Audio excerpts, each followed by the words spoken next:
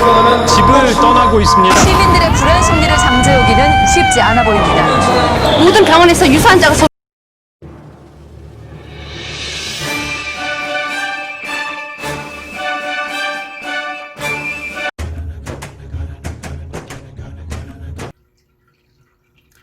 안녕하세요. 정치를 품격 있게 풀어드리는 정치클래스TV의 심상만입니다.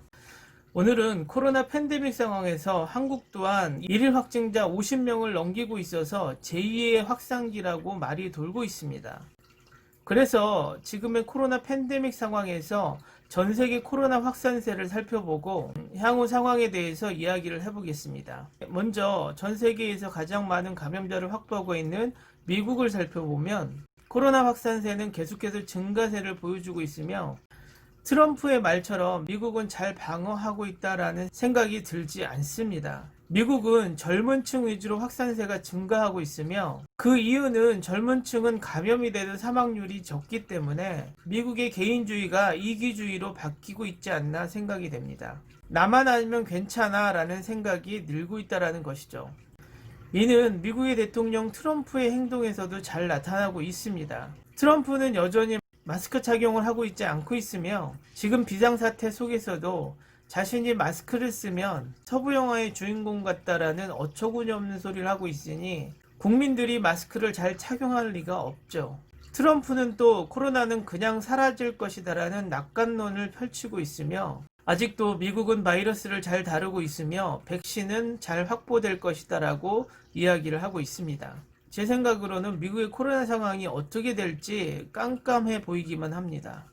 다음은 일본 코로나 상황입니다. 다시 코로나 확진자가 1일 200명이 넘고 있는 확산세를 보이고 있는 가운데 일본의 아베는 코로나 사망자 수치 조작 의혹에 휘말려서 곤혹을 치르고 있습니다. 아베는 폐렴으로 사망한 사망자를 PCR 검사도 하지 않고 사망 처리를 하고 있어서 코로나 수치가 조작되고 있음을 암시를 하고 있으며 도쿄에는 작년의 사망자 숫자보다 통계적으로 1000명이 더 많게 사망하고 있으며 그 사망자 숫자가 코로나로 인한 사망자가 아닌가 하고 추측이 되고 있습니다. 미국의 지도자는 코로나에 대한 너무나 낙관론자라 일본의 지도자는 코로나에 대한 은폐를 너무나 많이 해서 향후 문제가 될 것으로 보입니다. 다음은 신규 코로나 급증국을 알아보면 남미의 브라질 상황이 심각합니다.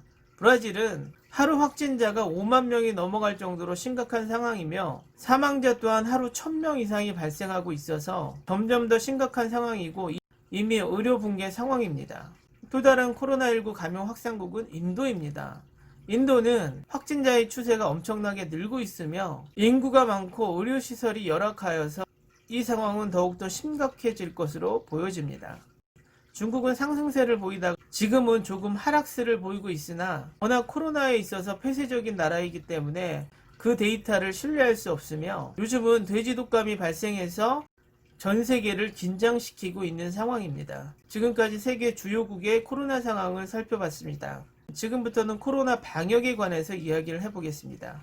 아직까지 뚜렷하게 코로나 백신과 치료제가 개발되고 있지 않고 코로나19가 비말 감염보다는 공기 감염에 의해서 전염된다는 논문이 발표되어 마스크 착용이 필수라는 것이 다시 한번 증명이 되었고 현재 한국에서 수입하고 있는 임시 코로나 치료제 렘데시비르는 부작용과 회복기간 31% 단축에 그친다라는 뉴스가 발표되어서 완전한 치료제가 급히 나와야 된다라는 생각이 들고 있는 가운데 현재 전 세계 코로나 치료제와 백신을 개발하는 곳이 치료제는 905곳, 백신은 36곳, 그 중에서 국내에서는 치료제는 15곳, 백신은 2곳에서 임상시험 승인을 받은 것으로 밝혀졌습니다. 백신이 상용화되더라도 부작용을 배제할 수 없기 때문에 백신 조기 개발이 우려되며 조금 늦더라도 확실한 백신 개발이 더 희망적이다라고 생각이 듭니다.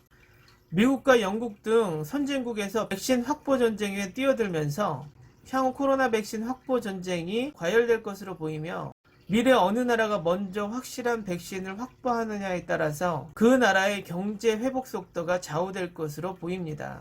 대한민국은 힘들겠지만 독자적인 치료제와 백신 개발이 정답이지만 그렇게 하지 못할 경우를 대비해서 확실한 플랜 B가 세워져 있기를 바라봅니다.